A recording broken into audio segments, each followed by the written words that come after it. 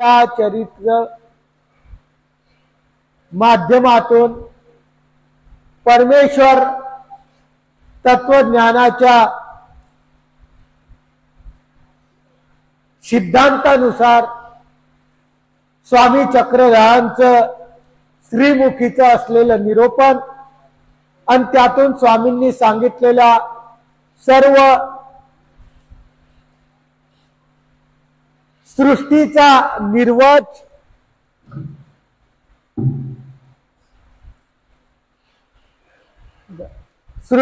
निर्वच ऐकू तर माग नाही लाव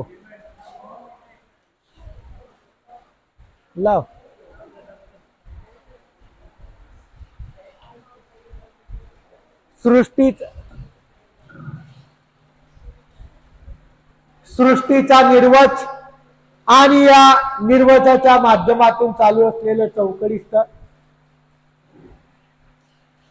या चौकडी स्थळाच्या माध्यमातून आपण श्रवण करत असलेलं नरकाचं वर्णन ऐकतो आहे। काल श्रीकृष्ण अवतार दिन झाला। अनेक लोकांना पावसाची अपेक्षा होती। श्रीकृष्ण अवतार दिन पावसाळ्यातच जन्म झालेला आहे, म्हणून आपल्या सर्वांच्या इच्छा त्यांनी कालही पूर्ण केल्या, आजही पूर्ण केल्या। परमेश्वर हा सर्वदृष्ट आहे, परंतु त्याच्या भक्तीत आपल्याला रममान व्हावं लागेल, त्याची भक्ती आपल्याला करावं लागेल। नाही जर केली तर अशा नरकाला आपण जाऊ शकतो। म्हणून त्यांनी काल आपण ऐकलं होतं की चौकळीचे नरक कोणाला चुकतात।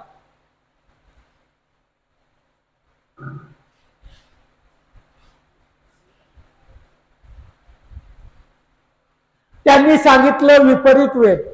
विपरीत वेद कोणाला होतो तेही सांगितलं, कारण या परमेश्वर भक्तीत अनेक प्रकारचे पुरुष आहेत, प्रत्येकाची लाईन वेगळी आहे। त्या लाईनीच्या माध्यमातून ज्याला त्याला फळ मिळतं, परंतु एक असा माणूस आहे की जो ईश्वरावर फक्त श्रद्धा ठेवतो, वेद ठेवतो आणि संपूर्ण आयुष्य त्या परमेश्वराच्या नामाने म्हणजे आवडीने घालतो, त्याला कृतयुगामध्ये जन्म होतो, चौकडीचे नरक चुकतात। अशा माध्यमातून आपण ऐकलं।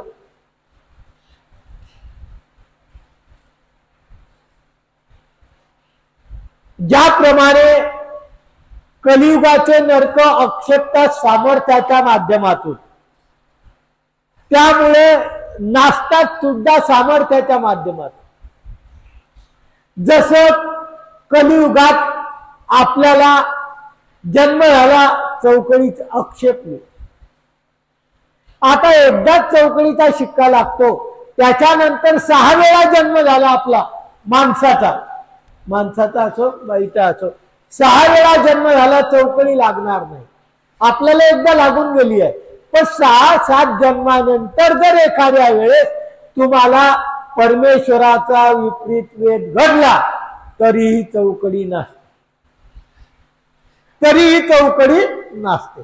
लागलेली कधीची जाय 7-8 जन्माचा अंतर पडलं, परंतु त्यानंतर तुम्हाला विपरीत वेद झाला तर तुमची चौकडी येते विपरीते चुके। म्हणजे एकदा विपरीत वेद जीवनात घडला तर तुम्हाला चौकडी चुकते। म्हणून ते म्हणतात की जसं चौकडी हे सामर्थ्य फळ आहे, सामर्थ्य फळाने सामर्थ्य नासतं, त्याप्रमाणे विपरीत वेद ही नासण्यार्थी सामर्थ्य फळ आहे। एकदा झालं जीवनात कोणाला की परत चौकळीचे नरकाला जावं लागणार नाही। म्हणून ते म्हणतात की सामर्थ्याने सामर्थ्य नासल्या जातं आणि ते चौकडी त्याला चुकते। चौकळीचे विपरीत वेद याला चुकते असं नाही, तर त्यांनी सांगितलं एखादा अनुसरला,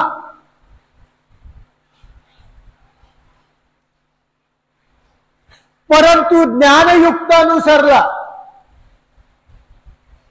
स्वामींच्या प्रत्येक वचनावर तो आचरतो आहे असा एखादा अनुसरला, तर त्याला आगंतुक कुंठे अनारब्ध समजी, त्याला त्रिविध कर्म फळाची निष्पत्ती होत नाही, त्याची सुद्धा चौकडी चूक. स्वामींनी सांगितलं, अनुसरण घेतल्यानंतर दोन थोवे कर्माचे नासती. आगंतुक आणि अनारब्ध. आगंतुक म्हणजे आपण सकाळी उठल्यापासून जे नवीन कर्म करतो त्याला आगंतुक म्हणतात. सकाळी उठल्यानंतर जे नवीन नवीन जोडू आपण जीव स्वरूपावर, याला आगंतुक कर्म म्हणतात. अनारब्ध कशाला म्हणतात? केले, करता करता अर्धे राहिले, अर्धे राहिल्यानंतर पूर्ण झाले नाही. ज्याप्रमाणे उदाहरण दिलेलं आहे, शेत सर्वालाच आहे. शेतीमध्ये बी पेरलं,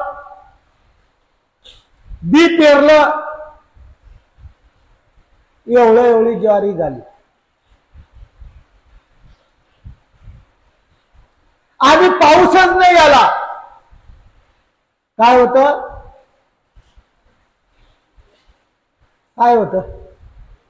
जळून जात. याला म्हणतात आगंतुक कर्म. नवीन कर्म निष्पन्न होत, ते उगायला लागले तोपर्यंत ज्यांनी अनुसरण घेतलं त्याच्यापासून जे झाड व्हावं ते होतच नाही. आता अनारब्ध. अपूर्ण कशाला म्हणतात? मका म्हणा, ज्वारी म्हणा, कपाशी खूप मोठी झाली आणि त्याला म्हणतात ते कणसावर यायला लागली. कणस पडले नाही पण त्या पोग्यातून कणूस बाहेर पडणार अशा स्थितीत ज्वारी आली आणि पाऊसच नाही आला. काय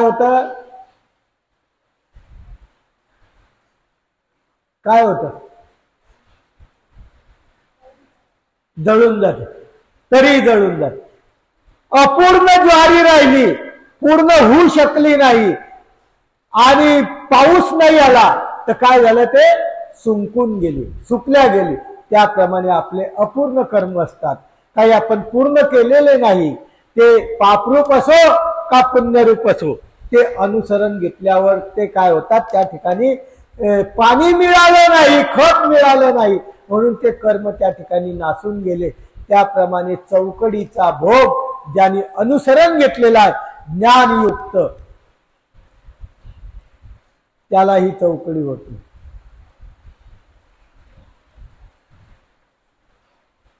न सुद्धा वेद झालेला आहे,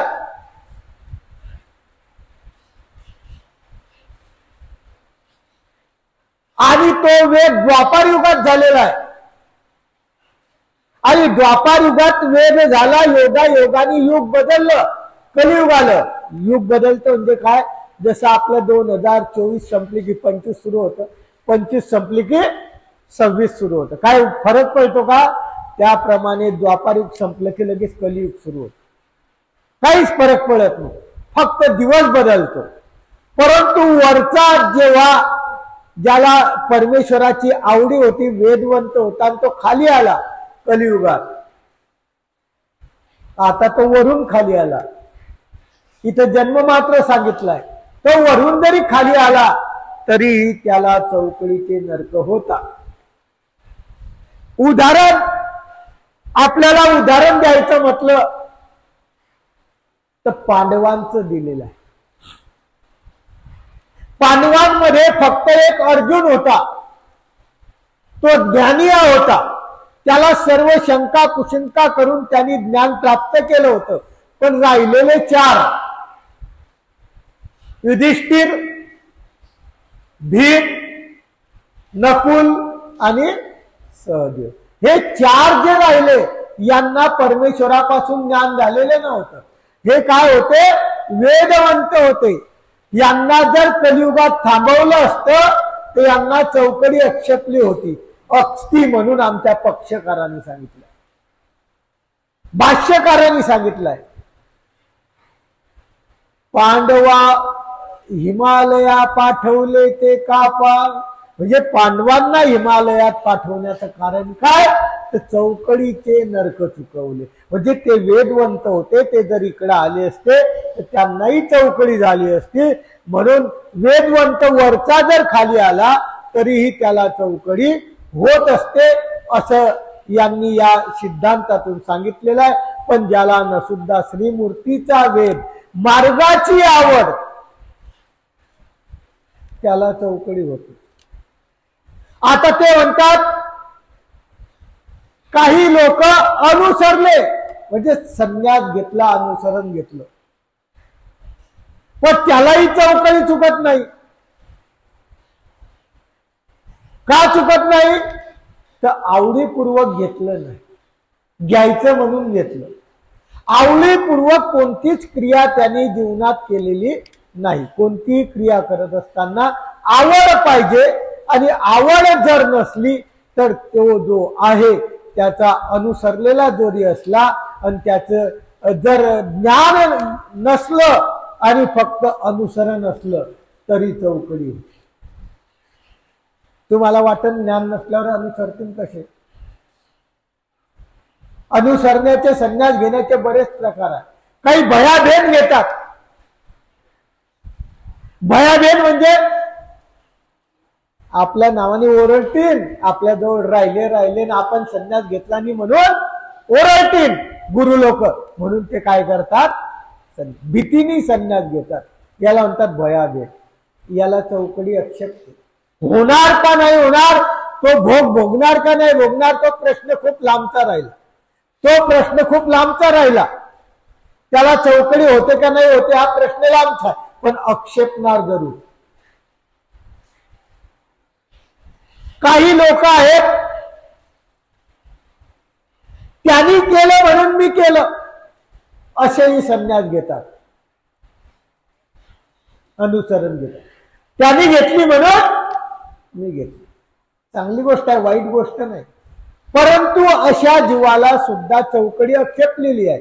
त्याला ती भोगावं लागणार नाही, पण चौकडी आहेच, नासल्या जाणार नाही.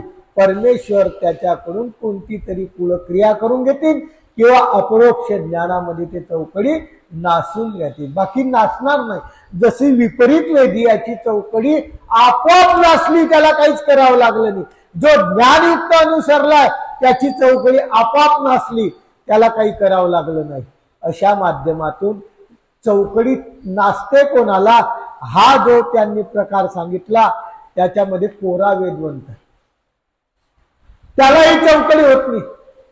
आता कोरा काय म्हणतात, आपल्याला कोरा माहित आहे, ज्याच्यामध्ये दूध पळत नाही त्याला कोरी चहा म्हणतात. आता कोरं काय नेमकं, कोरं म्हणजे जीवनामध्ये या सृष्टीमध्ये आल्यानंतर त्याला परमेश्वराचं ज्ञान झालेलं नाही आतापर्यंत. असा जो जीव आहे ज्याला परमेश्वराचा कोणताही ज्ञानाचा संदेश आतापर्यंत मिळाला नाही, असा जो जीव आहे तो ईश्वराच्या जवळ राहायला लागला, त्याला कोरा म्हणतात. याला बी चौकडी होते. म्हणजे चौकडी कोण कोणाला होत नाही त्यांची आज आपण लिस्ट पाहणार आहे. कोरा वेदवंत चरित्राच्या दृष्टीतील 5 आहे. 5 लोकांना स्वामींनी कोरा वेद दिलेला आहे.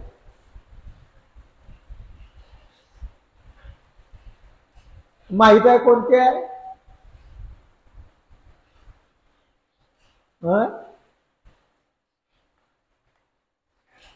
माहित आहे का? परमेश्वरांनी 5 लोकांना चरित्रामध्ये कोरा म्हणजे ज्ञान नसताना त्याला आवड निर्माण होणे याला म्हणतात कोरा. त्याला ज्ञान झालेलंच नाही, पण आवड त्याची परमेश्वरापर्यंत निष्काम राहिली, त्याची आवड परमेश्वराच्या वरून ढळली नाही. असं कोण आहे? एखादं काही ऐकून येत मला जोरात औसा एक आणि 5 आहे असे साधा नाही. दायंबात ज्ञानी माणूस होता ना हो, वस्तू भजनिया होता तो. आणि औसा, तुम्हाला माहित आहे का, औसाचं एक चरित्र सांगतो. औसा स्वामींच्या जवळ आहे. औसाला कळतच नाही कशासोबत काय खावं, पण स्वामीवर निष्काम श्रद्धा. एकदा स्वामी म्हणतात, आऊ माग, तुला काय पाहिजे. काही कळत नाही, काय मागावं हेही कळत नाही, ज्ञान बी कळत नाही, प्रेम बी करत नाही. ते म्हणे काय करावं, आता तुम्ही म्हणताच तर मला गौर आणि श्याम मूर्ती तुमची दिसावी असं मागणं. फक्त जो अज्ञान आहे कोरा, त्याच्यात हा एक औसा. दुसरा आहे माहित्या हरी, तिसरा आहे प्रज्ञासागर. माहित्या हरी आहे, प्रज्ञासागर आहे. हे दोन कोरे वेदवंत यांनी स्वामींच्या कारणे, यांना काही कळालेलं नव्हतं, फक्त देव तेवढ्यापुरता आवडीस्तव कळाला होता, पण इतका निष्ठा त्यांची देवावर होती. या दोघांचं चरित्र जर शेवटी पाहिलं तर स्वामींसाठी यांनी देश सोडून दिला. माहित आहे तुम्हाला. तिसरा आहे भुईनायक. चौथा आहे भुईनायक. कुठला होता.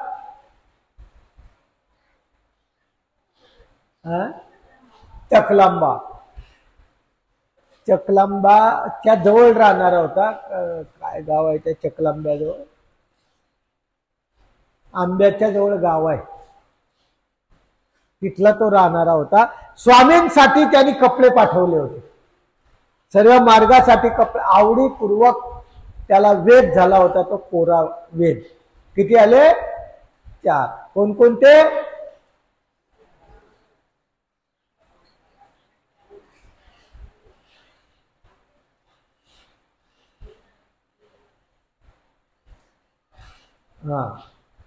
पाचवा आहे गौराईसा.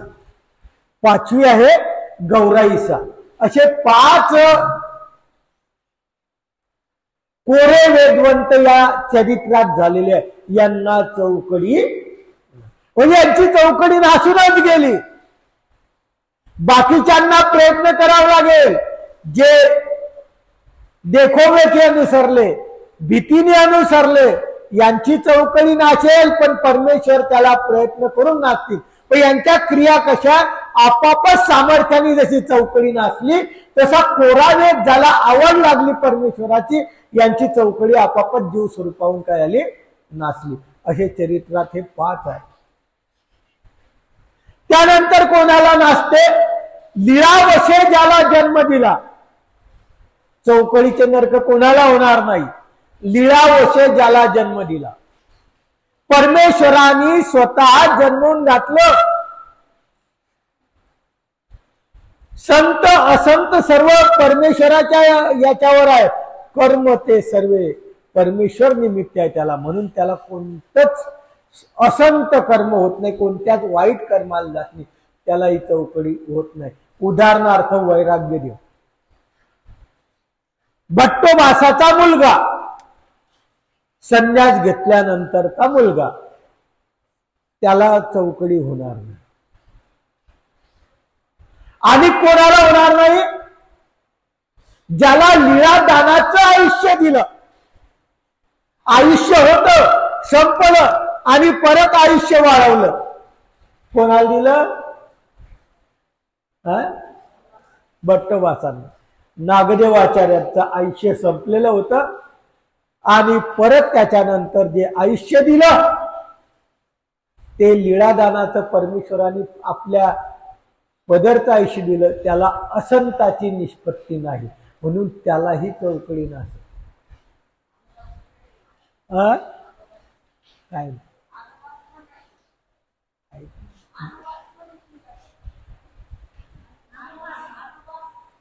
आनोबा.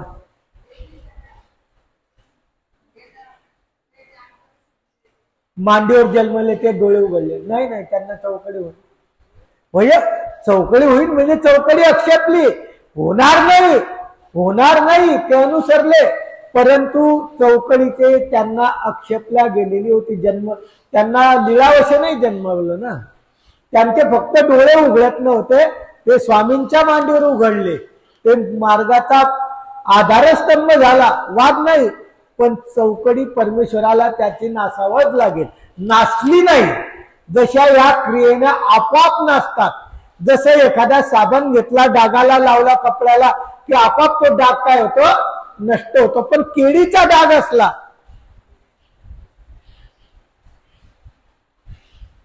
साबणाने लागणार नाही, दुसरं कोणतं लिक्विड वापरून निघाला तर निघून जाईल. तशा प्रकारचं परमेश्वर लिक्विडाच्या माध्यमातून कोणती प्रेमरूपी क्रिया, दास्यरूपी क्रियेच्या माध्यमातून चौकडी नाचतील.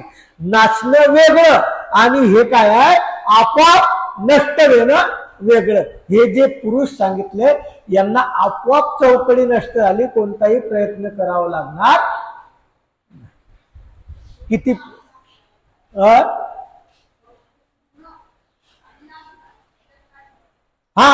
चौकडी नासणं म्हणजे जसं आहे, आता आपल्याला चौकडीचा डाग लागलेला आहे, आपल्याला विपरीत वेग झाला की आपोआप तो डाग नष्ट होऊन जातो.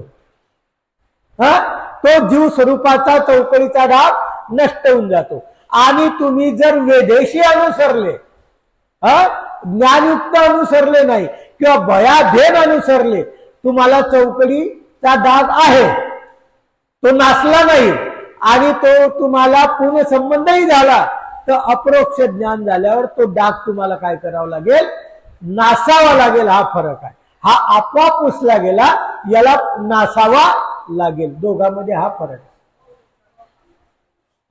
त्याच्याने नासन नाही तर परमेश्वर नासून घेतील कशा तरी क्रियेने, पण नासावं लागेल. ह्या जे पुरुष सांगितले आतापर्यंत, या पुरुषांना चौकडी आपोआप काय होते, जीव स्वरूपाचा तो दोष आपोआप नष्ट होतो. किती पुरुष सांगितले मी, विपरीत वेदिया, त्याच्यानंतर कोरा वेदवंत, त्याच्यानंतर जो ज्ञानयुक्त अनुसरला तो, एक लीळादानाचा, एक लीळादानाने आयुष्य वाढवलेला, असे जे पुरुष आहेत यांना हे दुःख होणार नाही. म्हणून ते म्हणतात की असे जे ज्ञाने अनुसरणे न चुके, ज्ञानानी आणि अनुसरणानी चौकडी चुकत नाही, रोवल्या जाते.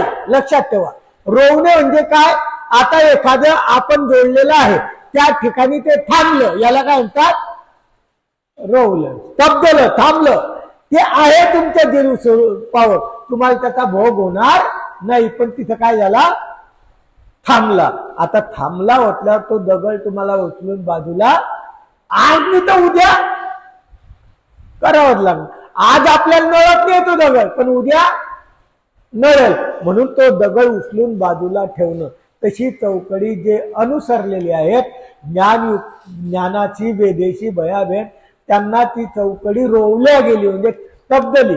चौकडीला जाणार नाही, पण ती चौकडी त्यांना कोणत्या तरी सामर्थ्याने काय करावं लागेल, नासावं लागेल, किंवा परमेश्वर काहीतरी क्रिया करून त्यांच्याकडून ते नासून घेतील. मात्र हे जे पुरुष सांगितले यांना काही या दुःखाला जायची काय म्हणतात,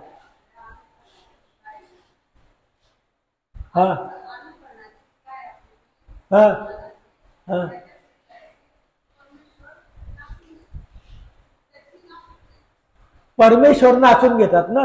हो ना, मग परमेश्वराला नासावं लागले ना, मी कुठे नाही म्हणतो, परमेश्वराला नासावं लागले ना. नासाव कोणाला लागली, पण हे जे वेदवंत आहेत, हे जे सांगितले पुरुष, हे परमेश्वरालाही नासावं लागत नाही. ही क्रिया घडली, जशी कलियुगात जन्म झाला की काय होते, कलियुगात जन्म झाला की काय होता, शिक्का लागला, तशी हे क्रिया घडली की शिक्का पुसल्या गेला, सामर्थ्य पळाय.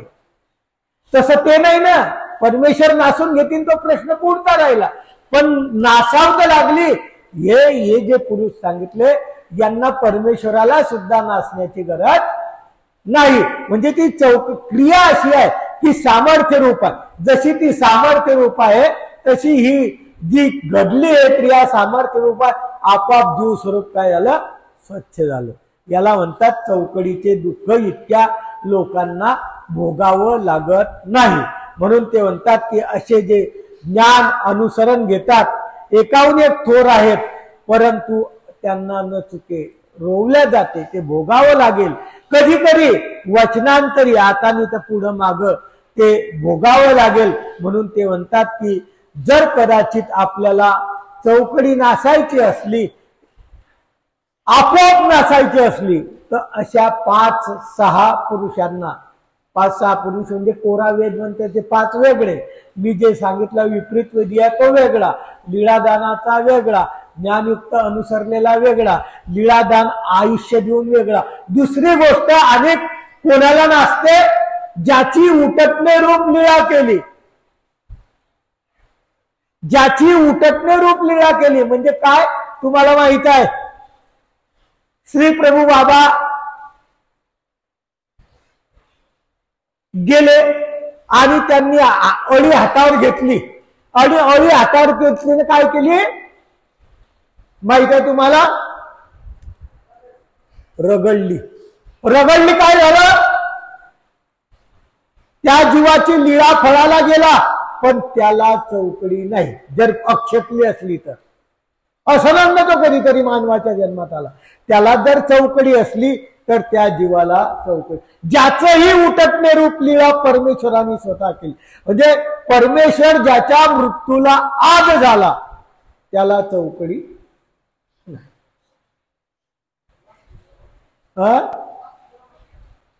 दुर्वा झाला. परमेश्वराचा संबंध झाला, लीळा केली गेला. प्रश्न ज्याची लीळा, जसं आमच्या स्वामींनी नवगावचं चरित्र, 2 साप आले, उटटणे रूप लीळा केली त्यांची. 2 साप आले, मोठे मोठे साप आले, स्वामींजवळ पाहिलं आणि स्वामींनी त्याचा आत्मा काढून टाकला. ते काय झाले, प्राण सोडून दिला. त्या 2 सापांना उटटणे रूप लीळा स्वामींनी केली, त्यांना चौकडी. आणि कोणाला नाही. किती लोकांना परमेश्वराने या चौकडीच्या फक्त परमेश्वर भक्तीमध्ये हे विशेषता आहे. बाकी कोणतीही देवता भक्ती केली तर चौकडीचे नरक चुकत नाही. म्हणजे परमेश्वराच्या भक्तीमध्ये किती महात्म्य आहे. हेच काय महादेव ऐकू येत नाही काही इथं. त्याला चौकडी रोवल्या जाईल, नाचणार नाही. रोवली थांबली त्याला ते नासावं लागेल, रोवल्या जाईल, ती थांबल्या जाईल, चौकडीला जाणार नाही पण नासावं लागेल. त्यानंतर शेवटचा पुरुष सांगतात चौकडी कोणाला होत नाही. महादैसा श्री प्रभू बाबाच्या मंदिरात होती, सेवा करत होती. श्री प्रभू बाबा ज्या रस्त्याने जायचे ती काय करायची, सर्व गल्ल्या गोदऱ्या काय करायचे, साफ करायचे. त्याच्यामध्ये अनेक प्रकारचे त्या गटारमध्ये काय होते, किडे होते. आता ते किडे कोणाच्या संबंधाने मेले, परमेश्वरा कारणे त्यांची काय झाली, मरण झालं. आहे का नाही. रस्ता कोणासाठी साफ केला, परमेश्वर.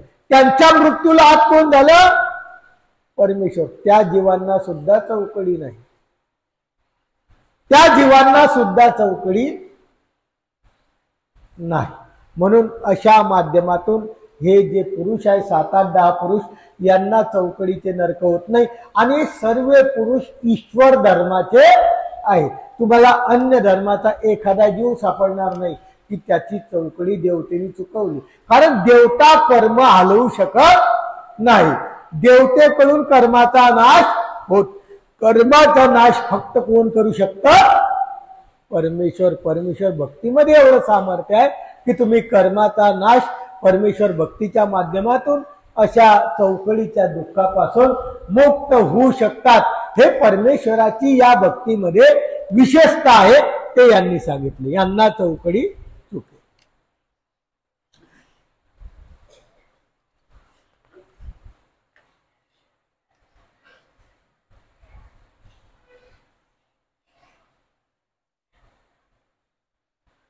अनुसरण घेतल्यानंतर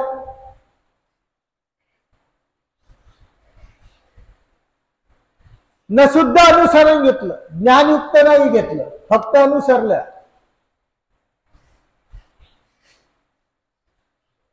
भयाभेन नाही घेतलं, कोणाच्या देखोवेखी नाही घेतलं, परंतु त्याच्या अंतकरणाला आपोआप प्रवृत्ती झाली, कोणीही त्याला निमित्त झालं नाही, असेही जगात लोक आहेत.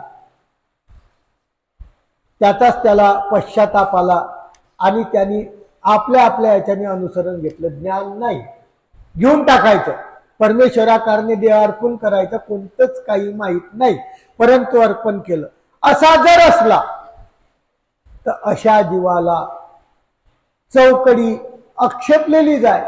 कारण तो जेव्हा जन्माला आला तेव्हा त्याला चौकडी लागलेलीच आहे. नंतर तो परमेश्वराकारणे संन्यास घेतला, परंतु आज तर जेव्हा जन्म आला तेव्हा चौकडी आहे. याला प्रत्यदेहाचे नरक होणार नाही, पण चौकडीचे नरक रोवल्या जातील. होणार नाही म्हणजे चौकळीचे नरक होतील असं नाही, पण याला चौकळी जी आहे ती या ठिकाणी थांबल्या जाईल. म्हणजे थांबल्या जाईल म्हणजे याला नासावंच लागेल, आपोआप ती नासणार नाही. म्हणून ते सांगतात की अशा प्रकारचं प्रत्यदेहानी चौकडी या ज्या क्रिया आहे या उपवर्धक नासतच नाही. ज्या ज्या भावानी जो जो क्रिया घडली, जशी जशी घडली, जसं आपल्याला एखाद्या मधुमेह आहे, शुगर आहे, शुगरला आपल्याला कंट्रोल करायचं आहे तर काय घ्यावं लागेल? शुगरचं औषध घ्यावं लागेल. त्याच्यात कोणी सांगितलं आयुर्वेदिक घ्या, अंक घ्या, तुमची कायमची शुगर चालली जाईल. जशी चौकडी आहे ना तशी शुगर आहे. चौकडी जशी एकदा शिक्का लागला की ते शेवटपर्यंत जात नाही, तशा प्रकारची तुमची शुगर आहे. कधी जाते? फक्त तिच्यावर काय करणं आहे आपल्याला. जसं हे आपल्याला नरक होत नाही त्याच्यासाठी आपल्याला उपाय करायचा आहे परमेश्वर भक्तीचा, तशा प्रकारचं या शुगरला नियंत्रण करणं म्हणजे त्या शुगरला कंट्रोल ठेवणं, हेच एक आपल्यासाठी काय आहे? उपाय आहे. या उपायाच्या माध्यमातून ते आपल्याला कोणताही त्रास देणार नाही, त्या ठिकाणी कोणताही त्रास होणार नाही, मात्र नासणार नाही. का तुम्हाला आठवतं का एखादा माणूस शुगर मुक्त झाला? अनेक प्रकारच्या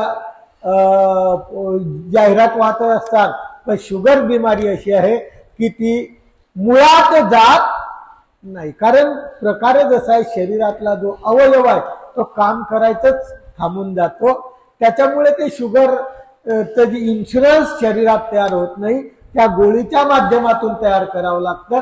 तशा प्रकारचं आपण जरी अनुसरलो तर आपल्याला जी पहिली बिमारी आहे ती बिमारी आपल्याला राहणारच. फक्त परमेश्वर त्या बिमारीपासून आपल्याला काय करते?